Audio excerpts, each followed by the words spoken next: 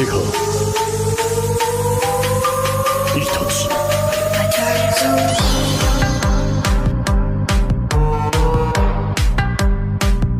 久しぶりだな。हेलो anime lovers, स्वागत है आप लोगों का एक और नए इंटरेस्टिंग वीडियो पर। आज मैं एक्सप्लेन करने जा रहा हूँ वन सिस्टम के एपिसोड नंबर 5 को। तो एपिसोड का स्टार्टिंग वहीं से होता है जहाँ पर पिछला एपिसोड ख़त्म हुआ था। पिछले एपिसोड के एंड में हम लोगों ने देखा था कि वो लड़की साथ ही वो बुढ़ाओ एली के पास पहुँच जाता है जहाँ पर एली सोया हुआ रहता है। पास पहुँचते ही वो लड़की एली को ध्यान से देखती है और देखकर मनी मन सोचती है ये कौन है और यहाँ पर ऐसे क्यों सोई हुई है। और वो अपने ग्रैंडपा से पूछती है ग्रैंडपा क्या मैं जाके इस लड़के को उठा दूँ, नहीं तो हम यहाँ पर मेडिटेट नहीं कर पाएंगे। वहीं पर वो बुढ़ाओ अपने पोती की बात सुनकर उसे परमिशन दे देता है और परमिशन मिलते ही वो एली के पास पहुंचकर एली के कपड़े को देखते हुए मनी मन सोचती है इसके कपड़े को देखकर लग रहा है कि ये किसी अमीर परिवार से है, लेकिन ये यहाँ पर क्यों सोया हुआ है। और ये सोचकर वो आगे बढ़ के एली से कहती है हे जल्दी से उठ जाओ, ऑलरेडी दोपहर हो चुके हैं और तुम अभी भी यहाँ पर क्यों सोए हुए हो।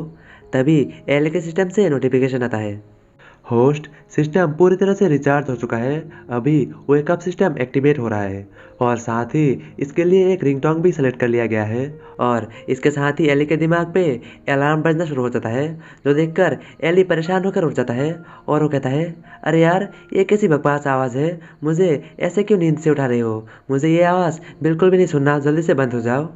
और एली की ऑर्डर सुनते ही सिस्टम से एक और नोटिफिकेशन आता है होस्ट आपका रिक्वेस्ट पूरा किया जा रहा है, सिस्टम ने अलार्म बंद कर दिया है। वहीं पर अलार्म बंद होते ही एली नींद में ही खुद से कहता है अब जाकर शांति मिला, एक ऐसी बकवास आवाज़ थी। वहीं पर दूसरी तरफ वो लड़की गुस्से से आग बबूला हो चुकी रहती है क्योंकि उस लड़की को लगती है कि एली ने सब कुछ उसे ही कहा है, इसीलिए वो एली को खा जाने वाली नज़रों से देखते हुए मनी मन सोचती है मैं तो बस इसे उठा रही थी, लेकिन इसने मुझे ये सब कैसे कह दिया, इसकी हिम्मत कैसे हुई। और ये सोचते साथ ही वो लड़की अपने हाथ में पकड़ी हुई उस डंडे को और भी कस के पकड़ लेती है और इसके साथ ही वो लड़की अपने डंडे के साथ एली के ऊपर तुरंत ही अटैक कर देती है।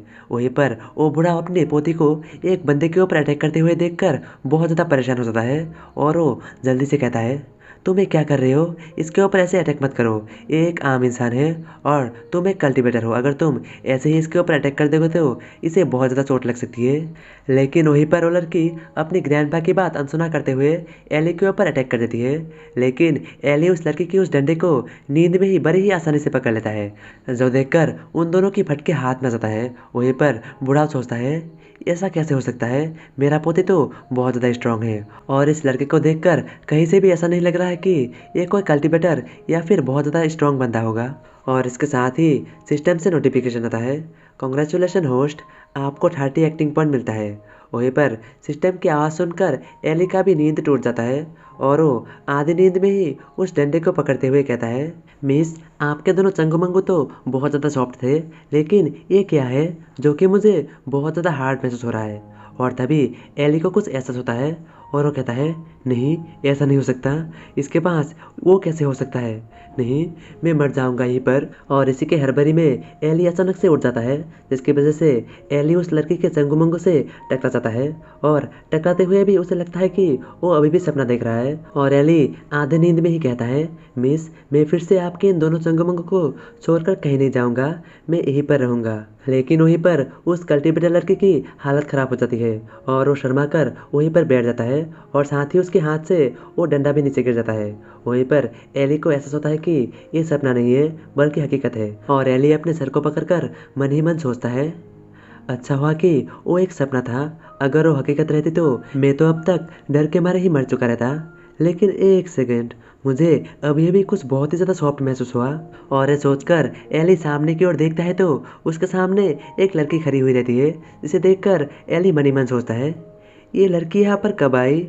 और तभी वो लड़की एली को देखते हुए गुस्से से उससे कहती है तुम कमीने, तुम बहुत ज़्यादा ठरकी हो। वहीं पर एली उस लड़की को बहुत ज़्यादा गुस्से में देखकर घबरा कर मनी मन सोचता है अब मुझे ये मत कहना कि जस्ट अभी अभी मैंने जिस चीज़ को टच किया वो इस लड़की का वो चंगुमंगू था, नहीं, ऐसा नहीं हो सकता, मुझे जल्दी से इस लड़की से माफ़ी मांगना चाहिए। और ये सोचकर एली उस लड़की के पास जाकर बैठ जाता है और बैठकर उसे समझाते हुए कहता है, तुम पहले थोड़ा शांत हो जाओ और मेरी बात ध्यान से सुनो।